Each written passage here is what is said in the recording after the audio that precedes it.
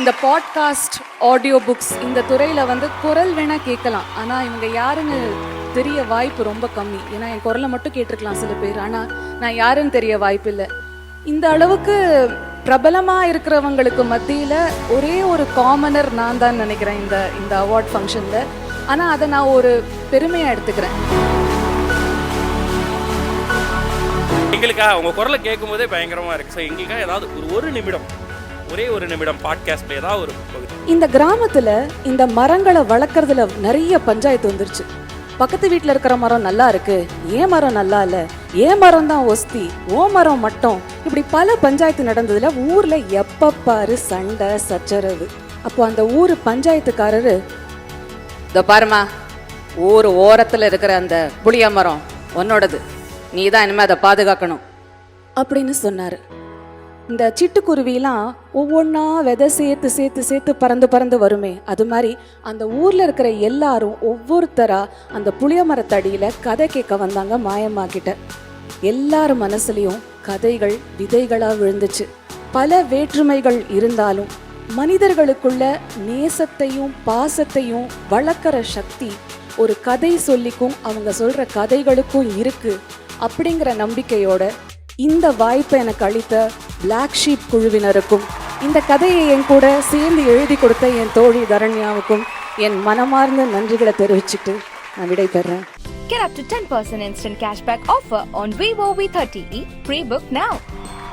Astra Hearing Care, Vivo, Black Sheep, Voice Awards 2024. Title sponsor Astra Hearing Care. We help ears to hear. Vivo, presented by Lalita Jewelry மற்றும் Bigos. Powered by Jodi, a marriage app for common people. மற்றும் Swastika Fresh Milk and Curd. இது நல்வாழ்விற்கான நேரம். இந்த விருது யார் வாங்க போறாங்க அப்படின்றத பார்த்துடலாம்.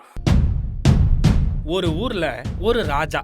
நாம் சிறுவயதிலிருந்து கேட்ட அத்தனை கதையும் இப்படித்தான் ஆரம்பிக்கும். அப்படித்தான் ஆரம்பித்தது நம் கதை சொல்லி தீபிகா அருண் அவர்களின் கதை சொல்லலும். ஆதி அந்தமில்லாத கால வெள்ளத்தில் கற்பனை ஓடத்தில் ஏறி நம்முடன் சிறிது நேரம் பிரயாணம் செய்யுமாறு நேயர்களை அழைக்கிறோம். நமது இந்திய தேசம் இப்பொழுது பாட்காஸ்ட் கேட்பவர்களுக்கான 3வது பெரும் சந்தையாக உருவாகி வருகிறது. அந்த கதை புத்தகத்தில் தீபிகா அருண் அவர்களின் பங்கு அளப்பரியது, ஆச்சரியத்திற்குரியது. பூங்குழலி படகில் ஒய்யாரமாக சாய்ந்து கொண்டு பாடினாள். அவளுடைய கானத்தை கேட்பதற்காகவே கடலும் அலையடங்கி ஓய்ந்திருந்தது போலும். அப்பொழுது புத்தகங்களை ஆடியோ வடிவில் நேயர்களுக்கு கொடுக்க நினைத்த தீபிகா அவர்களின் சிந்தையில் உருவானதுதான் கதை ஓசை என்ற பாட்காஸ்ட். 2019 தீபிகா அருண் ஆரம்பித்த கதை ஓசைக்கு மிகப்பெரிய சவாலாக அப்பொழுது இருந்தது கோவிட் பெருந்தொற்று காரணமாக போடப்பட்ட லாக்டவுன்.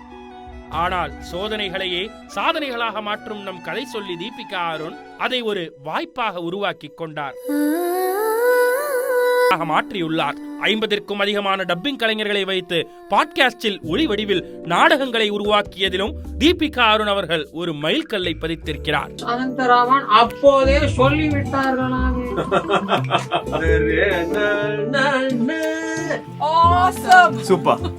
இப்படி நம் தாத்தா பாட்டி காலத்து கதைகள், புராண கதைகள், இதிகாச கதைகள், சிறுகதைகள், தொடர்கதைகள் என புத்தக வடிவில் இருந்த கதைகளை யூடியூப், ஸ்பாட்டிஃபை, பாட்காஸ்ட் என நவீன தளத்திற்கும் அடுத்த தலைமுறைக்கும் குரல் வடிவில் எடுத்து சென்று கொண்டிருக்கும் நம் தீபிகா அருண் அவர்களுக்கு கதையின் குரல் எனும் இந்த விருதினை கொடுத்து மகிழ்கிறது பிளாக் ஷீப் வாய்ஸ் அவார்ட்ஸ் 2024.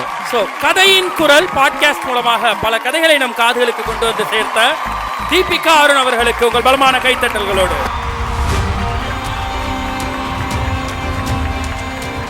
அவங்களுக்கு இந்த விருதை கொடுக்கறதுக்கு சரியான ஒரு நபரா இவர் இருப்பார் நிச்சயமா. ஏன்னா எப்படி இவங்க பாட்காஸ்ட்ல ஒரு பயணியரோ, ரேடியோவில் பிராங்க் காலில் ஒரு பயணியர் இவர் அப்படின்னு சொல்லலாம். தென் தமிழகத்தையே கலக்கன் கலக்கி இப்போ நம்மளுடைய சென்னை மாவட்டத்துக்குள்ள நம்ம குடும்பத்துக்குள்ள வந்து நினைத்திருக்கக்கூடிய ஆச்சை சேட்ட சேது அண்ணன் இந்த விருதினை கொடுத்தா ரொம்ப சிறப்பாக இருக்கும் அப்படின்னு நாங்கள் ஆசைப்படுறோம்.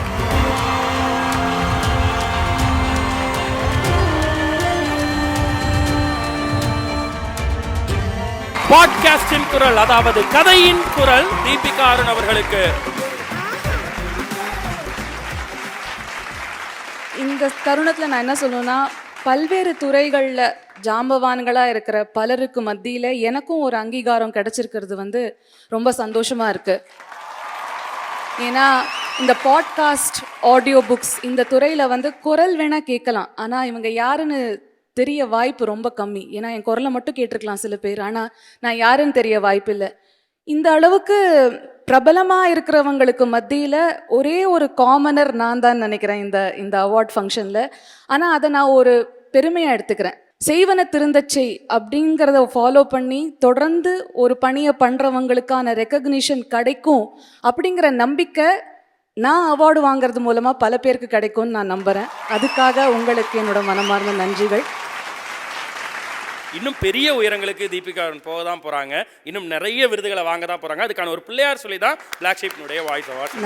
நன்றிகள் பல. எங்களுக்காக உங்கள் குரலை கேட்கும் போதே பயங்கரமாக இருக்குது. ஸோ எங்களுக்காக ஏதாவது ஒரு நிமிடம், ஒரே ஒரு நிமிடம் பாட்காஸ்ட்ல ஏதாவது ஒரு பகுதி. கண்ணை மூடிட்டு என் குரல்ல கதை கேட்கறது உங்களுக்கு ஒலி புத்தகம் மற்றும் பாட்காஸ்ட் அனுபவம் எப்படி இருக்கும்னு லைவா கொடுக்க முடிகிற ஒரு விஷயம். சூப்பர். ஸோ அப்போ எல்லாரும் கண்ணை மூடலாமா?